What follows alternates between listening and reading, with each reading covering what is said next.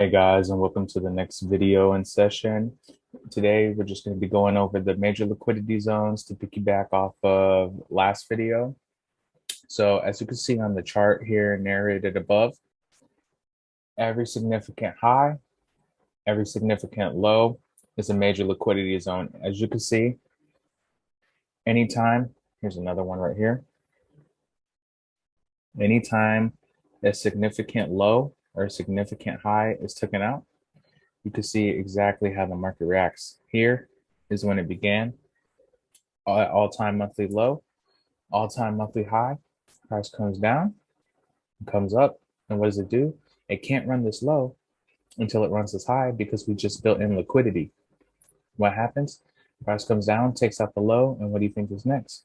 It comes up, no structures form, comes down, we take out the low, break a high, so this is a higher high.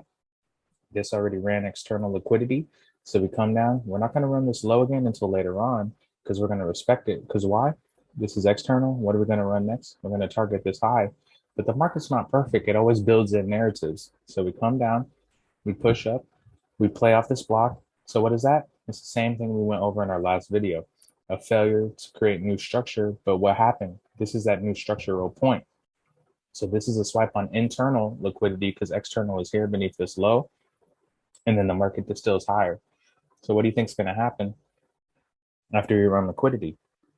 We're going to get that pullback, boom, boom, and we're going to target this high. It's not going to be perfect like this, but price is eventually going to target these highs and these lows because it has to move to the next liquidity pool. And every time we're going to run on liquidity, we target the next pool.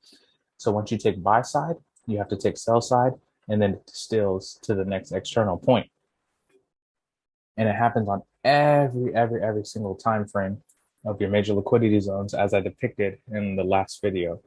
So just keep that in mind, that every significant high and every significant low is a major liquidity zone where you should look for reversals, not break and retest of support and resistance.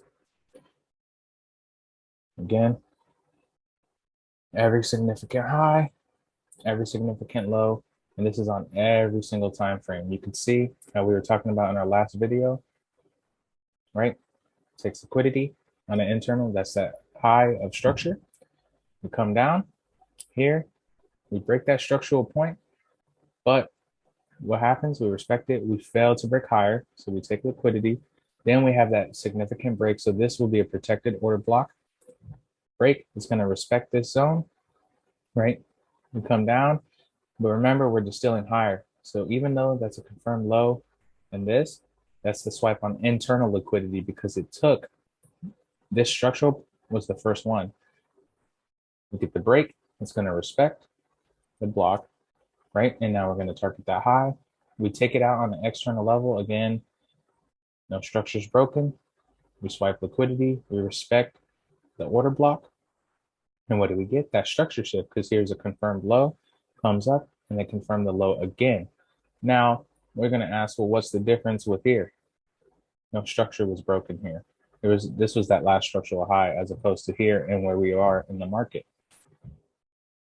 And eventually, all these highs are going to be taken out because now we're targeting all these lows. And what happens? All the highs eventually get liquidated once that external low gets taken out. So liquidity is on every single time frame, and here you have all these lows that need to be liquidated, and it goes hand in hand every single day on every other time frame. So again, every internal liquidity point needs to be taken, and every internal. So those are the major liquidity zones, and it happens on every single time frame.